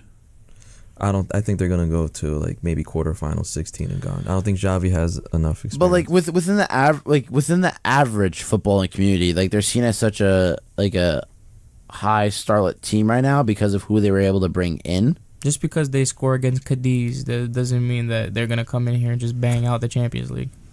This is the thing, because Barca has the defensive depth, but I mean, it's they got Jules Koundé. Well, they got Koundé. Koundé was sauced that whole game. Yeah, 'cause he's right sauced completely. Yeah, but they have him playing right back, right? Yeah. Yeah, but how do you have him play right back, bro? He's better. We're talking about Xavi here. Yeah, that's the thing. He doesn't have that pace. If I'm Barca, I play with a back 3 of Ray J. He makes his return. of Rayo, Koundé, and Christensen. Honestly, I don't like Christensen. I feel like he's a hipster's choice. I man. love. I really don't like Christensen. I like Christensen a lot in a back 3. I would not trust him in a back 2. I think in a back 3, he's like that guy who can get the ball out, who's really good with the ball at his feet and passing if he plays wise. in the middle of a back 3. Yeah. He's good for that.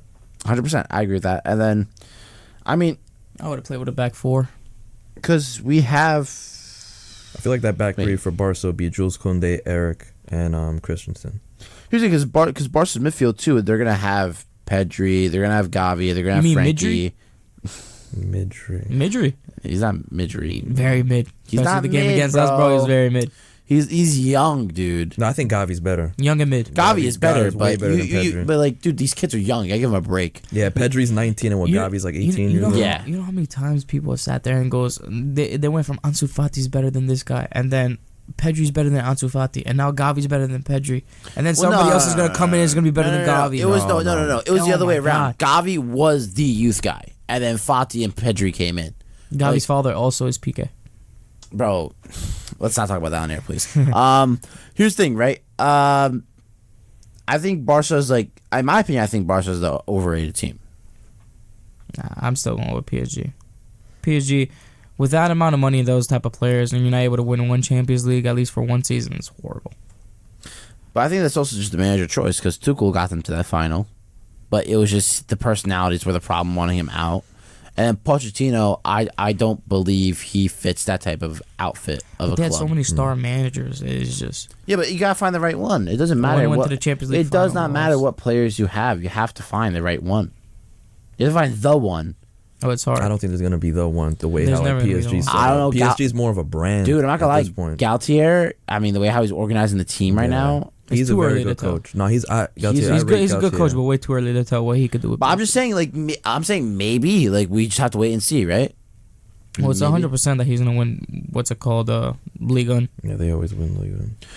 He already has a trophy. Yeah, He's yeah. gonna win that. That's guaranteed. That's here. But Here you go. I don't think he even cares about the league, and he wants that Champions League spot. I think I now think that that's why they got him. Yeah. Everybody wants that. yeah, but like That's what all the managers. yeah, but- that came yeah, but with here's the PSG thing. wanted. But yeah, they wanted it, but And they got Galtier. clapped. Yeah, but listen, but Galtier went from being a Liga and outfit manager of only playing Liga and only having hopes of playing in the Champions League to now having the tools he wants to maybe get there. And plus, they got that sporting director from Monaco, Yeah. Luis Campos, that like brought them. That basically that team. Mbappe. Mbappe's. Mbappe. Who else? Bernardo Silva, I remember, was on that Yeah, team, yeah, yeah. and all those guys are over there. Monaco. Yeah, remember that Monaco. Monaco team with Yeah, Mbappe, Monaco. Sidibe. That was a very good team. But it was Bakayoko when he was filthy. Back when he played. Back when he played. No, he's been playing No, AC Milan. he's He's playing AC basically Milan. He's good. Nah. He's not what he used to be. No, but Chelsea ruined him. He's a solid rotation player. Thanks, Besmir. Yeah, thanks, Besmir. Keep promoting Chelsea. I'm trying to think, man, because PSG. Bayern's just like Don't clear even right think. now. No, they're clear, dude. Like Lewandowski left, and it's like nothing ever happened. Of course. Yeah, they got that new. What's that young kid? That French kid they paid a lot of money for. Oh, Like the young Matthias Tell. Yeah, that everyone's raving about. How old is he? Like what? 17. He just got like his first 17. goal. Bayern's youngest ever goal scorer. When I Dude. thought you were gonna say youngster. I thought you were gonna say Jamal Musiala. Right, Musiala is going saucy. off Yeah, this he's so season. good. So saucy. Isn't he like? Didn't he change like nations? He's Yeah, like he British, was right? English. English, and Yeah, he went he to was he's English and playing then in went to German Germany. team. He's Yeah. so good. Why not? Smart man. I mean, here's the thing, right? This is gonna be a season where we're gonna see Upamecano, Hernandez, Davies, Delict, and Mazraoui within the back line. Oh, Delict. Yeah, he was supposed to go to Bayern before he went to Juve. I said this Yeah. how many It- times? I said that he was supposed to go there, and then he Yep. played that game with Ronaldo, and Ronaldo was like, "Yo, come to Juve," and I And think that was kind of like yeah. not a good choice. Well, of course, when the best player in the world tells you to come over here, Yeah, you're gonna go. Yeah, But I knew for his development, he should have went. he should have went to Bayern 100%. I knew this 100%. What do you guys think of this Ronaldo situation? I think it's good to keep him on the bench. I think Usually, because we're talking about like the best player of all time, right? That- Like the GOAT. yeah. All time. Yeah, bro, Ronaldo. He's one of the best. No, Nah, who's better than him? Who's better than Ronaldo? Yeah. Pele, Maradona. No, we don't. No, dude. They were playing against farmers and they have fixed stats. Okay, Whose we're fault not- is that? It doesn't matter. We're talking about The game other has times. developed. The game has developed from. So people can say Pele Messi? was- Yeah, but I don't I think. feel like they're I two don't- totally Messi- different players. Like Messi's like natural. Messi's the born. more of a complete player. Ronaldo's Ronaldo's your like hard natural work. goal scorer and hard work. Yes. I don't know, dude. I just think Ronaldo's If you're a clear. hardworking man and you don't have the talent, so you have to work your complete butt off, then I agree But 100%. Ronaldo. legitimately, let's talk about this United situation, right? He's a 38-year-old striker. If it was anybody else, you'd be like, who cares? But the fact that it's Cristiano Ronaldo, it brings a difference, you know? He was gonna go to City. I have a feeling he was like that. I think he was gonna go to City, and then they made a whole big thing, and that move made the most sense. For him, it made the most sense. He was never gonna do it. Here's the thing: I feel like Ronaldo's issue was that he kicked up such a fuss in the transfer window. I feel like if he had just gone to preseason, did his own thing, and didn't say a word, he probably would have had bidders coming in. Yeah, I think he should have just kept his mouth shut. Yeah, like Jorge Mendes was going all over Europe, and like no team, not even Napoli, no one wanted him. His old club didn't even want him. Sporting didn't want him. Well, no, Sporting couldn't afford him. That was the problem. It took too long to figure out what the wages could be to bring Ronaldo back. Because they were thinking of maybe bringing Ronaldo back and offering him like future management, but Ronaldo wants to keep playing just as much as Zlatan's still playing. Like Zlatan's 41. Like Ronaldo wants to beat out Zlatan. Yeah, but we're talking about Zlatan here. Yeah, it was Zlatan. You don't compare. You don't compare gods to men. I understand. Yes. I know. I love Zlatan, but unlike Besmir, who says he hates it. Like he hates his personality, but dude, he's a great footballer. Like you can't hate. I love Zlatan. I love Zlatan. Plus the way how he deals playing with his torn ACL, dude. The way how he deals with media, I love it, dude. Like he doesn't take anybody's like shtick. It's great. But no, here's the thing, right? Cristiano Ronaldo kicked up too much of a fuss. I mean, it makes sense why he's being benched, right? We saw when he played in the Europa League, he sort of took away a little bit of that dynamic that we've had in the front three lately. Like the way how everyone's been interchanging in and out of positions. Like you see Elanga, Rashford, and Sancho. Obviously, Martial's been injured, but we usually when it's those three, everyone's interchanging out of position, switching left, switching right, constantly moving forward. It's a free-flowing front line, which is, I think, what always worked for Ten Hag at Ajax. Because when you had Dusan Tadic, right? Tadic was able to play left wing, go to the right, go to center forward. And even be in the mid. Yeah, and then he would have the help of... I mean, of course, recently it was Sepp Haller, but before Sepp Haller, he had the help of, like, Hakim Ziyech and all of them. It's just... It's a tough situation because you have one of the best goal scorers to ever play on your team, but then you also have to do what's right for the team. I think it's like a catch-22 because, like, commercially, Ronaldo, you can sell all the tickets, all the merch and everything. And also, like, with his age, he's not like the same player he was at Real. Yeah. He's mostly, like, kind of like, could be like a poacher in a weird way. He mostly stays within the box. And so, like, the goals will come in and he will, like, head him in, or, like, he wouldn't do as much. But even with Brentford, that kid, Aaron Hickey, like, completely just bullied him that whole But the thing is that, like, with Ronaldo, he's doing too much to try to get the ball. Like, there's times you see him play... and he's dropping all the way back for no rhyme or reason, right? Which is really crazy. I mean, personally, Ronaldo just has to just stop. Like, when it comes to the team, Ronaldo has to sit there and just, like, you know, it's not about you. It's never about you, especially when you're in a club like Manchester United. It's all about the club. So as long as the club is thriving, I personally think then you have that's to the problem. With the Glazers, all the bottom line right there. Those guys got to go. I don't know how people, still haven't kicked those guys out. I think it's hard because they're like billionaires. I understand you guys can't kick them out, but it's also you know, billionaire. I don't even care if you have money, man. If you know, I think they're just chilling in Miami. I think they're out in Florida. I don't even really care. How many other teams they probably own? Multiple. Who? Billionaires. The Glazers. Oh, no. Glazers, bro. Hate them. Hate them. Glazers out. Matchweek is official with the... Matchweek official. Matchweek is officially with the Glazer out movement. That's definitely an agreement. But when it comes to... Because here's the thing, right? If... At first, I will say this. When it was first announced of Varane, Sancho, and Ronaldo, I was excited, right? Because you go from having a second-place season, finishing second in the league, with an Ole Gunnar Solskjaer, you think like, oh wow, maybe we can do even more this season. But the biggest issue with having Cristiano Ronaldo is that Cristiano Ronaldo is bigger than the footballing world, right?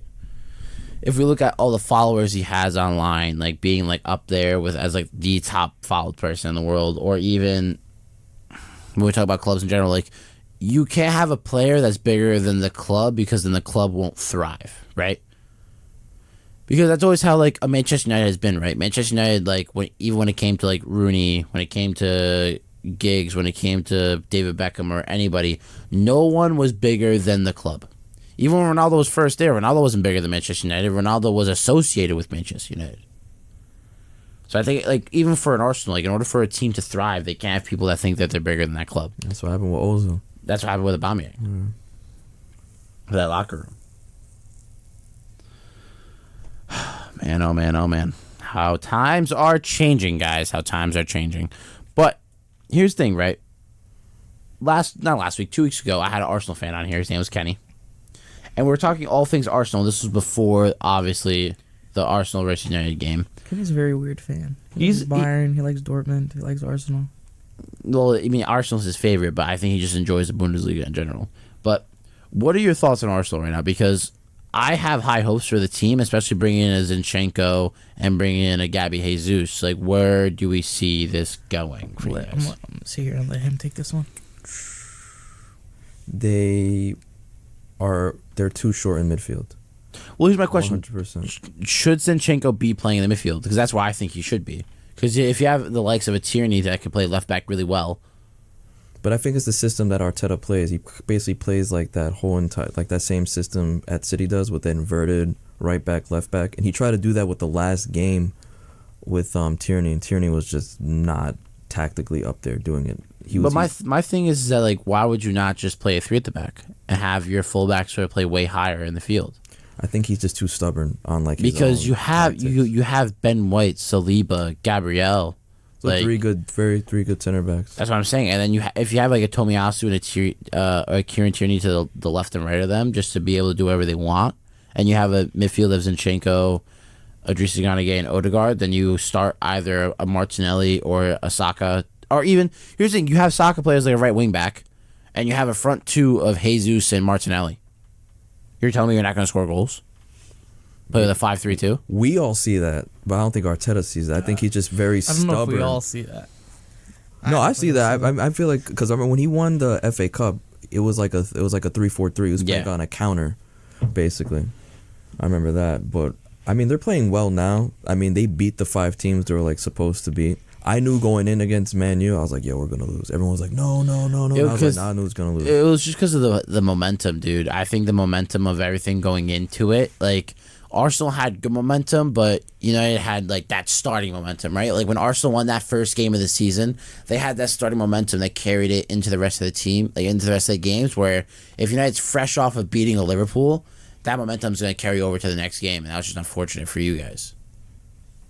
Yeah, that whole game, they were just kicking the ball over us like the whole time. I'm sorry. I love how just Dejan's like looking at me right now. He's like, "Yeah, who cares, guys? Arsenal United." No, I'm just in there, just listening, just trying to take in as much information that I can. He's just vibing right now. Trying He's to like, sit yeah. there, play it around in my head, see how it looks, the formation, this, and that, and then I can give you a proper outlook on the situation. Well, here's my question: What do you guys think of like younger players like Martinelli, Elanga, Antony, and all these guys, Bukayo Saka? What do we think of like these younger wingers that are coming into the game and getting more recognition? I mean, this is like the next wave, like the next generation that's coming in right now. I think Martinelli, we'll compare to who you say, Martinelli, Elanga, Saka, and who's the other? We have Antony, we have Anthony, Rashford, we have Sancho. Rashford. Even for other teams, you have Pulisic, Ziyech. For City, you have... There's no more Sterling at City, so now he's at Chelsea, but you have... Who's the wingers for them? Grealish. Pulisic, he's always injured. Yeah, Mahrez. Phil Foden's been playing a lot on the wing. Am I the only person that noticed this lately? No, he is, yeah. No, he is. But like, I love, like, I hate that he's a City player, but like I love seeing Foden play through the middle. Yeah, City has like a lot of 8s, but they play in like either left back, DM, like midfield, wings. It's just like Pep being like basically playing FIFA career mode. Like, I need you to play here because you have this attribute. Sorry, I think the problem with Arsenal is they don't attract big people. Not like they used to. Well, yeah, because I've been out of Champions League. That's the thing. I feel like if you win if Arsenal by any chance, so I don't think it's gonna happen in the next 10 years, but if Arsenal by any chance win the Premier League, I think they'll draw some attention of bigger players, and once they start drawing that attention to bigger players, then they'll be a more bigger and successful club. Yeah, 100%. It's just that recruitment has been terrible. We bought Mustafi, that clown. Thank God Hector Bellerin's gone. We don't disrespect Albanians on the show, okay? Well, He's Greek. No, Mustafi is He's Albanian.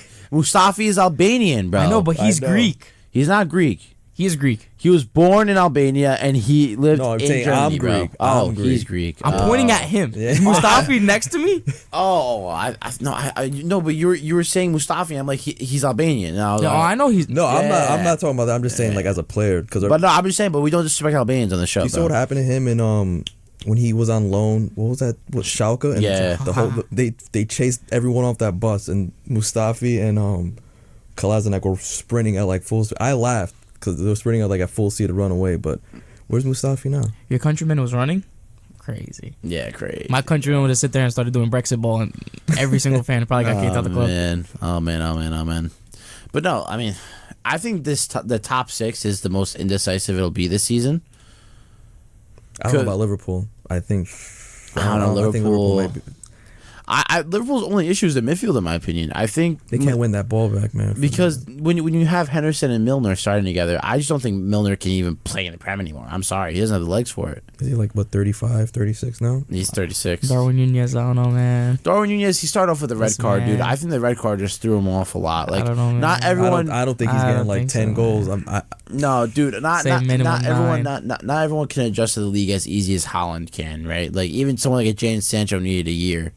Like, I bet my countryman is gonna get more goals than Darwin Nunez. well, how long has Mitrovic been in the league, bro? You're a countryman. We know Mitrovic's been there for how long, dude? Yeah, but we're also talking about Mitrovic and Darwin Nunez, who Darwin Nunez Liverpool paid 100 mil for, and he's yet to score us. I think he scored 1 And goal. also like that pressure of that money. He knows like. Yeah, I'm but worth, dude, like, he also had a 100 million. 3-game suspension. Are we That's just why I gonna keep telling you guys, stop paying over 100 mil for a mid player. Oh yeah, sorry, Dejan. It's our choice. Yeah, Oh it's my our God. choice to pay money for them. Yeah, it's the board. I'm sorry, my bad. It's the No. board's fault. You sit there. The guy's a 76 non-rare gold in FIFA, man. And you guys are paying 100 mil for him? Are you kidding me?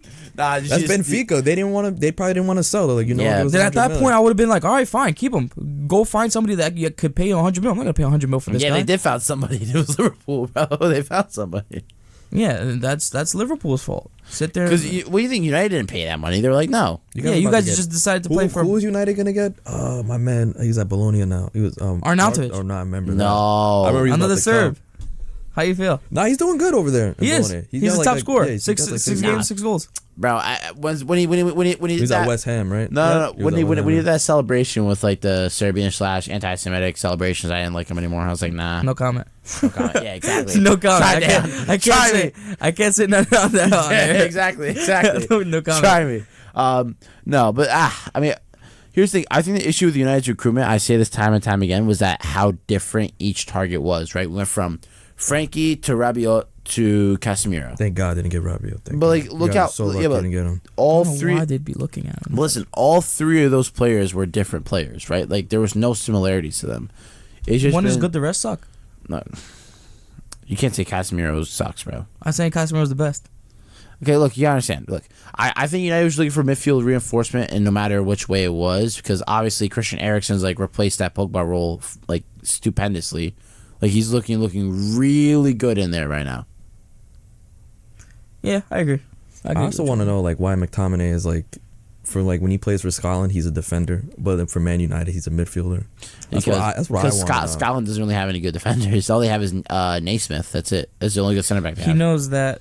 But also, poor McTominay. There's There's no way he's starting in the midfield over. You think any other top 6 club he's going to be in the midfield? He's not. I don't think he would be in another. He knows that he has a brainless fridge in the defense, so he has to be the brainless. I fridge say in the this midfield. time. No, I say this time and time again. I think McTominay will work so well for like a West Ham or a Brighton, dude.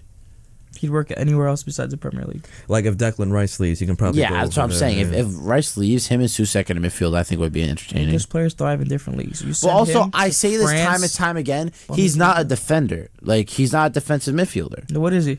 Bro, he's not a creator, man. No, what I is don't he? know. I don't even know what he is. but He's he- not a you know, defender. he He's just a is- midfielder. Listen. He is just a body in the midfield that likes to press.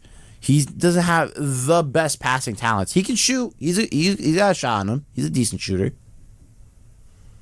I mean, he scored a couple of good goals, guys. We can't forget this. Just He's a because- hard. I'll give it that. He's a hard worker. He's a I'll give it presser. that, yeah. That's He's the a issue. hard That's the worker. I'll issue. give it that. because That's the issue, though. You can't have Fred and McTominay in Yeah, that midfield when is when insane. both of them were just only press heavy players.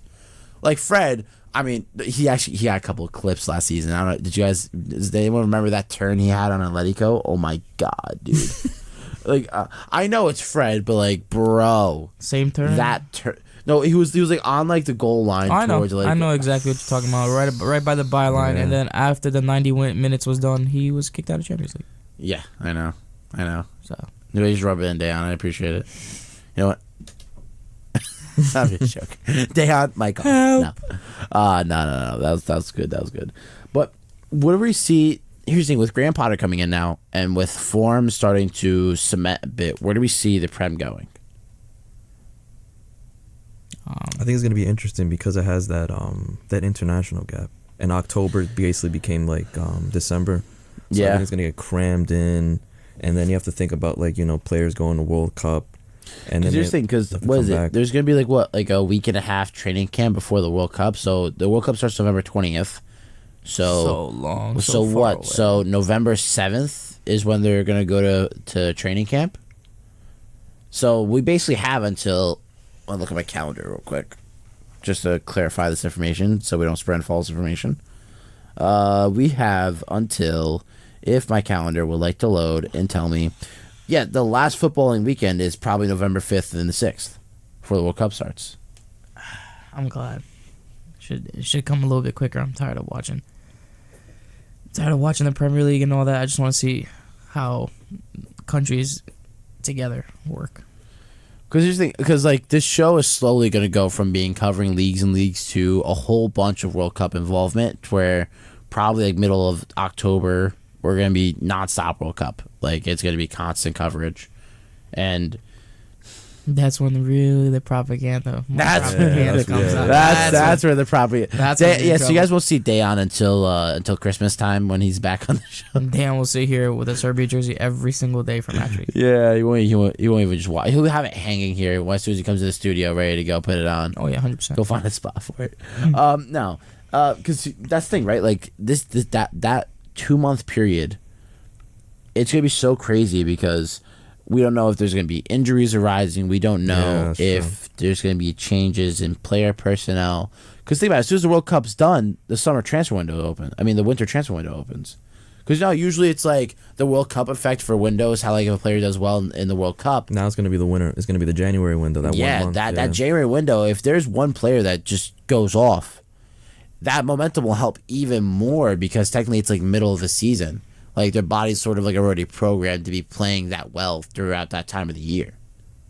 I can't wait for Harry Maguire to score like 5 headers and then him to be sold to like some French team. Let's be real right now. Was he supposed to like go to Chelsea or like I think Barcelona was Chelsea wanted him.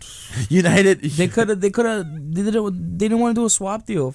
Harry Maguire would have went to Barca and Frankie De Jong would have went to United. No. That was a joke. No, the deal was that we'd give them Harry Maguire and pay them money to take him. Just take him off our hands, please. Just take him off our hands. No, because here's the thing, right? World Cup's coming because every single league is going to be affected, right? We're going to have the league in. Well, here's my question: Are teams going to still try and play while all their players are gone on international duty? No, and if that's the case, I'm definitely not watching it. There's no way. I think you might see some people on the bench or even from the academy like get a shot coming in. Or we're just going to have to watch a lot of WSL. I'm ready for it. Women's game is so entertaining right now, dude. What's her name? Elisa Lehman for Aston Villa. Oh, that's Luis's girlfriend. Yeah, Douglas Luis's girlfriend. That's everyone's favorite women's player. Well, yeah, of course. She's a great striker, dude. Number 7. I mean, why are the reason would you like her? She's a great player. I know. Well, Dan, why are you like really like for an audience who doesn't know right now? He's just like slugged in his seat, just like guys, totally. Because I'm pretty sure the audience knows also what you're trying to say. What? Sarcasm. I'm just saying. What sarcasm? It's a great team, great players, plain and simple. The women's game is also gonna be. Here's the thing. I'm really excited because in that winter we're gonna have NFL full swing, World Cup full swing. We're gonna have the women's game full swing. I'm trying to think what other games we have going on right now. Because we also gonna have NBA, right? We're gonna have NBA for Christmas. So it is the month of like sports. Like November, December is gonna be a sports swing, and it's gonna be a lot of fun. It's gonna be a very good year, especially with also video games coming out. New video games. So. Okay. This is a soccer show. This is a soccer show. I know you want to talk. I know. I'm just saying, Trust me, Dan. the year of 2023 is going to be a very good year. Oh yeah, like In every terms month. all around. There's always going to be something going on. Yep. Within whatever month we're in. Where do we expect football to go post World Cup? Do we think I think there's some gonna, teams are gonna take a dip. But like, do we think there's gonna be a break? Like, because there's no way you're gonna expect players to have 65 games within 30 days and expect them to go back to the full swing of the league. They're probably going to give them like maybe 1 week, 2 week, maybe even. Because the Bundesliga, to the Bundesliga credit, they usually give like about 1.5 to 2 weeks of just off for the players. Like, players don't have to worry about like League Cup games. They don't have to worry about training. Nothing. They just get a week and a half off, 2 weeks, just to get a breather and a break. Because especially in the Premier League, like, I think this is the most undervalued thing. In the Prem, you don't only have one competition. You have the Premier League, the FA Cup, The Carabao Cup. I mean, granted, it's a lesser trophy. It's still a trophy you have to contend for, right? You also have, if you're a European club, I think they should get rid of the Carabao Cup. How like France got rid of that other competition. Yeah, Also but there. France got rid of the competition because no one was watching it. It's plain and simple. No one really cared about it. Coupe de France. Coupe de France. Now, I mean, and then also like if you're a high level club, you're gonna be challenging for the Europa League. You're gonna be challenging for the Champions League, and if you're a middle club, you're gonna be challenging for a Conference League. yeah, and even the Conference League now too. It's like I think there's an issue of too many games in such a small span for footballers because now they won't be able to have time to like heal, rest, and recover because now it's the expectation of how they're gonna like. I wouldn't say play, but of like the expectation of how they're going to proceed. Because now we've seen in the modern game injuries just accruing more and more and more and more. Like, and I think that's just down to the fact of how often these games are being played. I think it also has to do with like the high press, also, and Not using your subs. yeah, that's true. Some players sit there and they need a sub because they know they're going to get injured if they continue to play on. Managers sit there and say play on, and then when they get injured, they get upset. I mean, that was actually the point for. Use your subs, man. I hate to get back to United again before, but this is probably be the last time for it. A lot of reports came out about Rashford and Martial about how Ole didn't really take care of the players, how he was making them play through injuries, and how we saw like that big dip in form with Martial and with Rashford because they were recovering from injury. They weren't vetted back in right, and how they sort of had like off seasons. But then now. Martial always had a dip in form. Now he didn't always have a dip in form. He always he had a lot of like hills. He had a lot of ups and downs, but he didn't have. I think he's a good striker though. Yeah, 100%. But like, dude, in preseason we saw the potential that this team has with having Martial on that front line. With instead of having Alenga, it could be Anthony Martial interchanging in those 3 different positions in the front line, like nonstop, and also introducing an Anthony, like. It's going to be a fun time to watch how that team develops. Like, even just as a neutral, because, like, people want to make the memes about Anthony 100 million, right? Like... That I would pay 100 million for. Anthony at 100. Yeah, but, like... Darwin Nunez, though. I don't know about Darwin Nunez. The issue with Anthony, though, is that, I explained this, he's only 100 million because you're not only paying for the player, you're paying for the fact that you took Ajax's manager, you took all of their assistants, you took their star center back, and now if you want to take their star player, you're going to need to give them a lot more money so that way they can at least have a season to rebuild. Because I think United in total has given them 170 million this transfer window. Yeah, and that's going to do them really well, January window and for the summer. I mean, what was like a low-key like a money laundering scheme? Like, it's just like... If you guys sign Alvaro Morata in the January, it's wraps. Bro, It's over if we sign Morata, it's 100% Mundo. over for you So, guys. like, Dimitrios, we've concocted this conspiracy that Alvaro Morata only makes transfers to clubs so the clubs can money launder to each other. When have you ever seen Alvaro Morata go that's to true. not a top 6 club in any league? Because think about it. He's not even that good. Because, dude, he's always gone for, like, 30, 40, 50 million every time. Yeah, no matter what, it's always around that same price. Always around that number, bro. For a loan. For a loan with... To Juventus, to Atletico, to Chelsea. For a loan with option to buy. And, like, they charge, like, a 10 mil loan fee somehow every time for Morata. Or if he has a really good manager. I mean, not manager, agent. Agent. Just imagine it's been like the agent money laundering this whole time. But like, yeah, totally. He's worth 50 million, guys. Wink, wink. He's been padding his stats. Stat padding. That's someone who I'm still confused how he's still in the game. Alvaro Morata. Should have been gone after Chelsea. He could not hit the back of the net if it saved his life. But Chelsea had a number 9 since God or something. Yo, you want to hear the joke? The joke has been nonstop. Everyone's like, tell Haaland to go to Chelsea, wear that number 9 shirt, and see if he can score a goal. Because that number 9 shirt for Chelsea is just cursed. I'm pretty sure it's I think it is. Fernando Torres, when he was at Fernando Torres, the way he was playing at Liverpool to go to Chelsea and how but that was also post ACL injury. I feel like that's tough on him, and he still won a Champions League with that Chelsea team. Yeah, but then he's like jacked up now. He's dude, like a bodybuilder now. He's sauced up right now. I'm like, I look at him and I feel like inferior about myself. I'm like, yo, like watch a couple anime videos and see what happens. Tell you, man. Yeah, but that's watching Attack on Titan and stuff like that. Yeah, but dude, like he looks like an anime character. Like you know what Fernando Torres looks like right now? He has like that body figure of like Captain America, bro. Yeah, he's like huge. Completely built, like looks Captain lean. America in the first Winter Soldier. It was like he was training with the Bayern. Like when he got injected. Like he was training with the Bayern team. Like he just like dude, Bayern guys got huge. God knows where he would be. Do you guys see the pictures of like the before and after for Bayern players? Of course, Leon Goretzka. But even Muller, like Muller started out as like a skinny guy at Bayern for a little while, and then out of nowhere he got jacked. Damn, what do you think what they're doing over there? Bro, there has to be they've been eating lots of protein, that's for sure. No, there has to be some like Germany's some PEDs going on or something, bro. There has to be. Yeah, when have you ever seen them play? We're not like Pogba when he was at United, when he plays one game and they have to go drug test him to see if he did anything.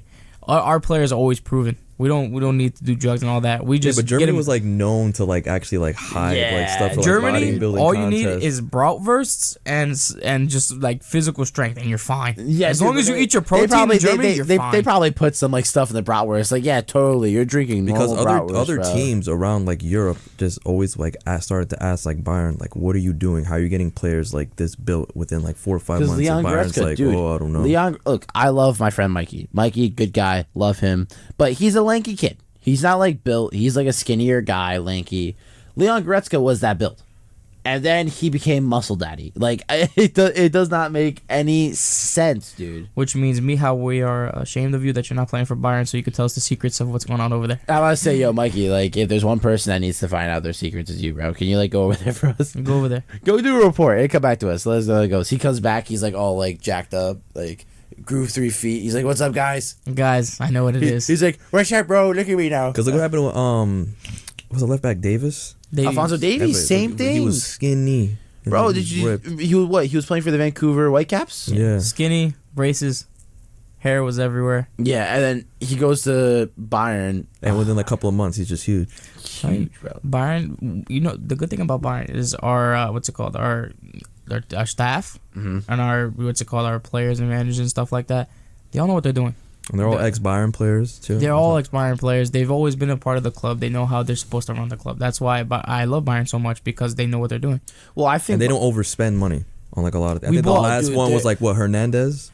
Spend a lot 50. That was when we spent. Yeah, but 50. Dude, I think your window just proves that, right? Gravenberch free, Mazraoui free, Delict 40 million. We have Upamecano for 30. Yeah, but easily you guys would have paid 80. Are we gonna forget Sadio Mane, who we only got for like 28 million? Sadio Mane 28 million. Don't get me wrong, he's 31 years old, but still, dude. Sadio Mane. That's why I think Gnabry on a free. Wait, what's the meme? It's like Sadio Mane is best player in the world. I don't do if, buts, or... If you're about. I do absolutes. Oh my god, bro, I can't with some of those guys, man. What do we think of English fans versus American fans for football? I love English fans more than American fans. Yeah, English fans are way more passionate. Yeah, they're way more passionate, but do we think like we're more rational than them? Like, do we think that's like... No, I just think we're clueless. Okay, yeah. We're clueless, we boo. Over in England, they don't boo. Although they do boo. They whistle. No, they boo, bro. Like, they make it known. And listen to some of our chants, like in the MLS. Oh my God! Sit there. No, there's go look at like Sport of Kansas City, who just sit there and go, "We love barbecue." When I heard that, I was like, "Oh nah." No. The Rebels have one good chant with the ultras. When I'm with Peter. Peter's one of the ultra fans who we're always hanging out with, and one of my good friends. Dude, they had this one chant. We can't say it on air, but it's such a good chant when we play against NYCFC. And I know the chant. yeah, exactly. You know what it is. I know the chant. It's one about David Villa. Like it's pretty good, bro. Like you can't knock it. You can't knock it. Oh my god. English fans are definitely better than American fans. Well, yeah, I feel like English fans are way more invested. But do we think that because there's such a mix of sports in America that causes this issue? I just think that our sport isn't really favored as much as Americans compared to English people. But no, but what I'm saying is that like English people, there's sort of like a nationalism to each and every single one of their teams, right? It's like they're representing their country within their team. Yeah, but the problem is with us, if the United States are not playing, you're not gonna catch anybody here that's gonna sit there and watch a Premier League game or anything like that. Well, yeah, I know, but the point I'm trying to make is that even when it even comes to the NFL or the NBA, like even those fans, like they don't even compete to European fans. They don't rival it. Yeah, but we're never gonna rival European fans. Everything in Never. Europe is never like we're not gonna even be able to come close to touch. With the flares, with the singing, with the dancing. No, Come on, man. That's Or- why if you ever want to go to a soccer game, why do you think nobody wants to go to MLS stadiums? Nobody wants to go there.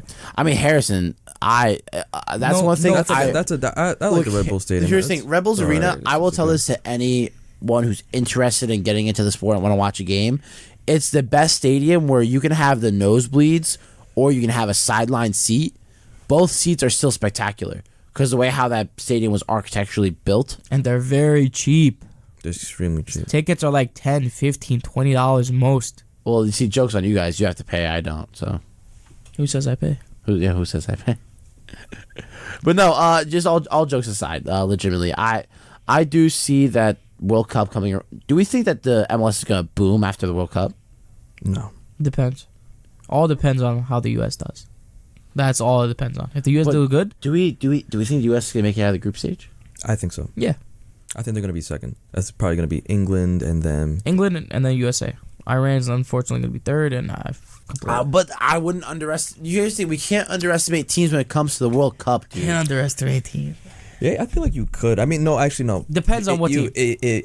I think a player plays differently when they're playing for their country. Yeah, that's what I'm compared saying. to, It's like they're playing for we a club. can look at, let's say, Ghana, right? We could look at, they only have a Mendy and they only have Partey and that, but like, I know lots more Ghana bowlers, man. yeah, but that's what I'm saying. Like the Ghanaians, if they're going to be playing in a World Cup, it doesn't matter if it's Thomas Partey or if it's John Doe on the bench. Like every single player is going to be fighting for that badge because that badge is their country. I know I would. You give me one. I think the U.S. has more to prove. They have way more to prove this time. My only concern is that people really undervalue the U.S. players because I was listening to the kickoff yesterday with True Jordy and all of them, and they were sort of talking about the Thomas Tuchel situation, but then the topic of Christian Pulisic came along, and they were saying how, like, in front of American fans, you can't really disrespect someone like Christian Pulisic because we're going to take it to heart because he's our best American player. LeBron James of soccer. Come on now. He's not okay. Calm down. What do we think about the statement? Do we think that we're overvaluing some of our American players, or do we think that no one really knows how good our players actually are? I think it's both. It goes down to both. It depends on like the knowledge also, because a lot of Americans, like especially one people I know, like, oh, do you watch soccer? They're like, yeah, I only watch it when like the World Cup comes around, and then that's it. Obviously.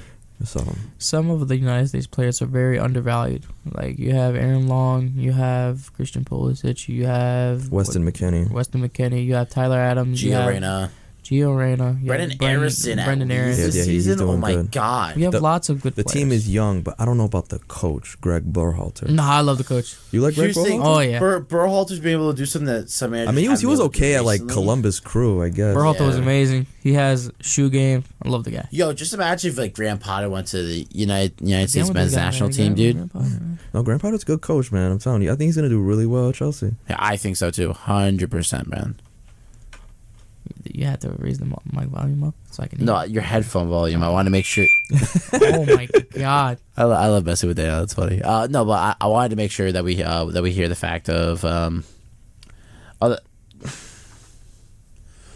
because here's the thing. I want to be able to say that, like, for example, people like Christian Pulisic, I think, get underrated at clubs like Chelsea Because fans are like, oh, he's atrocious. He's this, he's that. He's like, yeah, but you won't really know until you play him more consistently, right? And also like when Frank Lampard was there, he was doing really well. Yeah, also the manager plays. I think Pulisic under Graham Potter is going to be supernova, personally. Because you're going to have a front line of Raheem Sterling. You're going to have Pulisic out left. You're going to have Aubameyang probably playing through the middle, or you're going to play with a false nine again with Kai Havertz. You're going to have a midfield three of hopefully Mason Mount, Kovacic, and Conte. And then you're also going to have that newer back line of Koulibaly, Thiago Silva, and Fofana. With Reece James and also Ben Chilwell, Cucurella, whoever you want to choose. He's probably going to use Cucurella, but I feel like Graham Potter has more of the tools now. I don't know, dude. Chilwell is... When Chilwell is on, he's on. He's going to use Cucurella, man. That's his guy. He's going to use him. Here's the thing. I feel like Cucurella can start higher up the pitch if he doesn't want to play Pulisic.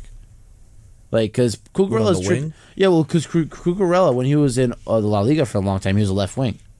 Wasn't he at Barca at one point? Yeah, he was at Barca. Then he went to he's a Barca. Getafe. He's a La Masia. Yeah, he's a La Masia Youth Academy graduate. This Chelsea squad is very underwhelming. Here's the thing. I think the issue with the Chelsea squad was that they weren't able to adjust themselves from losing so many players. Like, everyone's saying, yeah, they spent so much money in the window. Yeah, because they had to recover the team to be even somewhat as decent as they were last season. Like, they weren't able to build off of what they already had because they lost so much, you know?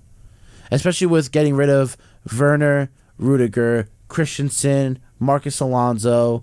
Everyone just went to Barca. Yeah, everyone basically just went to Barca besides Werner. Werner went back to RB Leipzig, and he's scoring goals again. You know how bad Barca is, man? Barca is so down in debt that they have 4 players that their release clause is over $1 billion. Actually? Yeah. That's wild. Fati, Gavi, Pedri, Araujo. Right, yeah. But no one ever plays the $1 billion release clauses. That's just the rule in La Liga. You have to put a release clause. No. That's the rule on Barcelona. Barcelona is so down in debt, they're going to be like, you know what? You want the player? Pay his release clause. Yeah, don't buy the club from us. Just buy this player. We're fine. Yeah. But I think with Chelsea, it's just that when Frank Lampard went there that season, they were on a transfer ban, so they couldn't spend that money. Yeah. And then his main goal was all right, you don't have to win nothing, just get back to Champions League. They got into Champions League. Then they gave him that crazy money, and they started buying all the youth players. Well, he's the one who brought in Havertz and Werner, right? Because he saw something in them, and rightfully so. And then, basically, he probably couldn't cope with the pressure, or it just wasn't maybe working right. Then they brought in Tuchel. Tuchel basically took what Frank Lampard built on, like you were saying earlier, and then he kind of just they kind of did the same thing how Chelsea won their first Champions League a couple years back. They got rid of they got rid of, I don't know if it was Mourinho they got rid of, and they got that, what's his name, Roberto, forgot his name, that Italian manager that won the FA Cup for them and the Champions League way a couple years back. I know what you're talking about, but there's going to be a few people who don't know his name, but I know you're talking about. Roberto de... Yeah, Roberto. Di Matteo. Roberto Di Matteo, yeah. You're welcome, Besmir. I always remember. And then it was kind of the same thing how he did with Tuchel, and then Tuchel really didn't have much of that same team. So now Tuchel didn't really have his players that he really wanted. The other thing that was the issue is that Chelsea also getting the ban from the FA, not being able to do anything because of the whole Ukraine situation with Abramovich. So I feel so bad. So it's you can blame the manager at a certain point, but then you also can't blame the player. It's a weird mix because you can get mad at the board for taking too long on contracts, but then you can't get mad at them when they have all these bans and withholdings that they can't deal with, you know. But guys, that's all we have for time today. I appreciate you guys coming on. Everyone give a shout out to Dimitrios. Thank you for coming. Dejan, thank you so much for coming. It was a pleasure having you. You have been listening. Top of the hour on WMSC Upper Montclair. And this is Matchweek. Este es Matchweek. Guys, make sure you tell somebody you love them.